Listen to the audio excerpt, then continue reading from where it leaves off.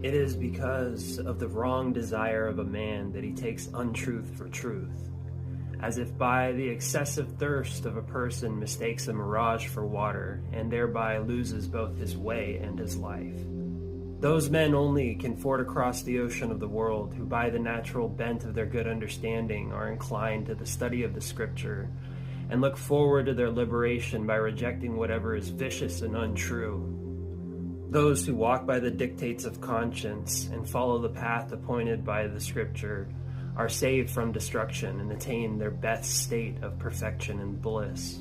O high-minded Rama, he whose mind always longs after having this thing and that loses the best gain of his manliness by his avarice and leaves not even ashes or traces behind. The high-minded man regards all the world as a straw and shuns all its concerns as a snake cast off its slough. He whose mind is illumined by the wondrous light of truth is always taken under the protection of the gods, as the mundane egg is protected by Brahma.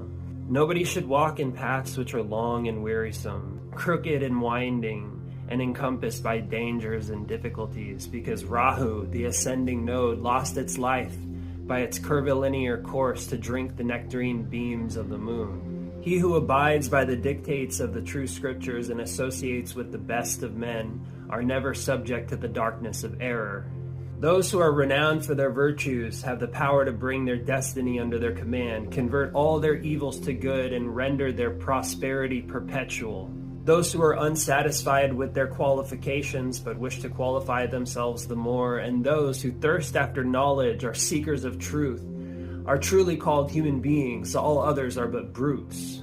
Those, the lakes of whose hearts are brightened by the moonbeams of fame, have the form of God seated in their hearts as in the sea of milk. The repeated desire of enjoying what has been enjoyed and seeing what has often been seen is not the way to get rid of the world, but is the cause of repeated birth for the same enjoyments.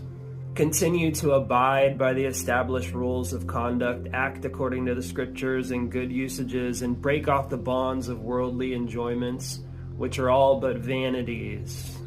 Let the world resound with the renown of your virtues reaching to the skies, because thy renown will immortalize thy name, and not the enjoyments that thou hast enjoyed.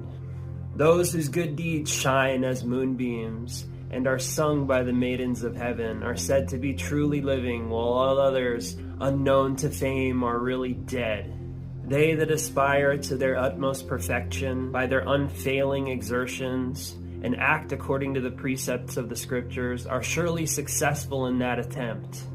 Abiding patiently by the scriptures without hastening for success, and perfecting oneself by long practice, produces the right fruits of consummation. Now, Rama, renounce all your sorrow and fear, your anxieties, pride, and hastiness. Conduct yourself by the ordinances of law and scripture, and immortalize your name.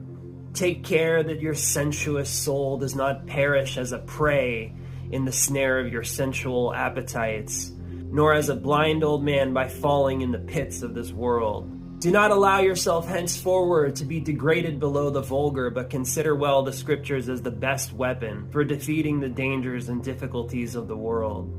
Why do you endanger your life in the muddy pit of this world, like an elephant falling in a pitfall under the keen arrows of the enemy? Avoid only to taste of its enjoyments, and you are free of all danger.